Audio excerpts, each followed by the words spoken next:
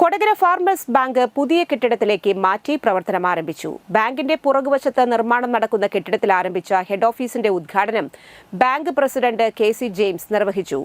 Bank director board അംഗം സജീഷ് തറയിൽ അധ്യക്ഷത വഹിച്ചു. Chalakudy taluk assistant registrar A J. Raji, managing director V D. Biju, ഡയറക്ടർമാരായ M K. George master, Shirley Jose എന്നിവർ സംസാരിച്ചു.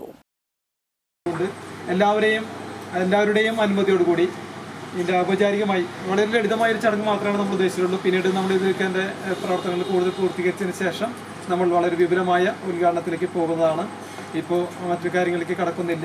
ഒരു ലളിതമായ ചടങ്ങെന്ന രീതിയിൽ നാടൻ മുറിച്ച് നമ്മൾ കിടക്കുകയാണ്. എല്ലാവരുടെയും അനുമതിയോടുകൂടി നാടൻ മുറിക്കുകയാണായിട്ടുള്ള ഈ ബിൽഡിങ്ങിലേക്ക് വിടുന്നതിൻ്റെ ഭാഗമായിട്ടുള്ള പ്രവർത്തനങ്ങളെ സംബന്ധിച്ചും അതുപോലെ തന്നെ ഈ ബാങ്കിൻ്റെ കാലത്തുമായിട്ടുള്ള 100 വർഷത്തോളം ആവുന്ന ഈ ബാങ്കിൻ്റെ ഒരു ചിരകാല സ്വപ്നം എന്ന രീതിയിലുള്ള ഒരു ബിൽഡിങ്ങാണ്. ഇത് പൂർത്തീകരിച്ചിട്ടില്ല.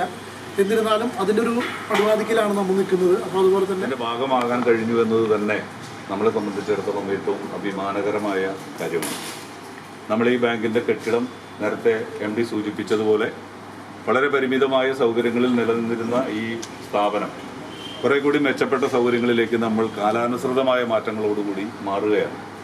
എല്ലാവരും വരുമ്പോൾ പറയുന്ന ഒരു പരാതി, ഇത്രയും പാരമ്പര്യമുള്ള ബാങ്കിന് പറ്റിയ ഒരു ഓഫീസോ ഒരു കെട്ടിടമോ ഇല്ലെന്നുള്ളതായിരുന്നു. അപ്പോൾ ആ പരാതി നമ്മളിവിടെ ഭാഗികമായി പരിഹരിക്കുകയാണ്. അപ്പോൾ ഇതിനുവേണ്ടി സഹകരിച്ച എല്ലാവരെയും, ഡയറക്ടർമാരെ ആയാലും ജീവനക്കാരായാലും, ഇത് കഴിഞ്ഞ മാസം